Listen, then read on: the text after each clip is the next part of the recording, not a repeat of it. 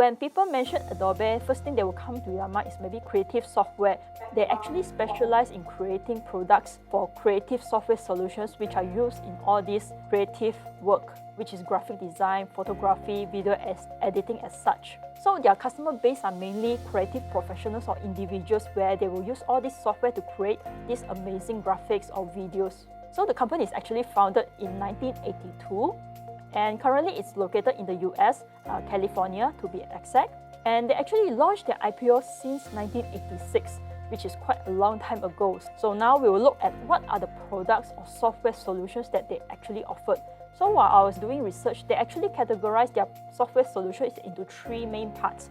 So the first one is Creative Cloud, which allows the creative professionals to create amazing illustrations or graphics. And then the next one, the Document Cloud, Adobe Acrobat, and finally Experience Cloud. So this one actually helps to power digital businesses. So now let's look at how does Adobe actually generate their revenue. Based on last year's annual report, they generated about 17.6 billion of US dollars. So this is their business segment. So you can see here they separate into three types: digital media, digital experience, publishing and advertising. So digital media is actually comprised of two main parts, which is Creative Cloud and also Document Cloud. And Experience Cloud is actually under Digital Experience. So this is where they actually generate their revenue from. So we can see that most of the revenue actually generated from these two main product solutions. Then followed by Experience Cloud. In terms of region area, US generated more than half of the revenue in 2022. Then followed by Europe, Middle East and Africa, Asia Pacific, and also other parts of the America region. So now let's look at the numbers. So here for Adobe, their revenue since 2013, the revenue has been increasing year on year, which is something that is very good. And this is their latest quarter result. So we can see that for their quarter revenue is also slowly increasing quarter by quarter. And next, we will also look at their earnings per share. And here we can see that it's actually an increasing and uptrend. And here is their quarterly result.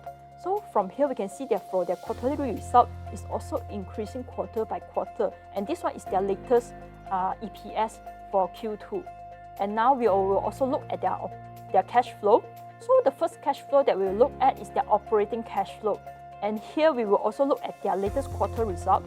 So from here we will also see that even though there's been ups and downs, but we can see that their latest Q2 is actually higher compared to their Q1 result, which explains the reason why the share price of Adobe has been increasing. And next, we will also look into their free cash flow. So here, both operating cash flow and free cash flow is in a positive and upward trend. And based on their quarter result, we can also see that even though there's also ups and downs, but compared to Q1, their Q2 free cash flow is actually quite higher compared to their Q1. And if the company has much more free cash flow, they can actually use that free cash flow to reinvest into the company to further grow the company or even give out dividends to their shareholders. So if the free cash flow is in a positive upward trend, it's actually a good sign that the company is able to generate cash flow. So next, we will also wanted to know how is the debt situation of the company. So with that, we will look into the debt to equity ratio. And based on value investing methodology, we wanted to see that this ratio is less than 0.5. So in layman terms, it means that for every $100 that the company has, the company cannot borrow more than $50 off the debt. And here is the 0.5 line.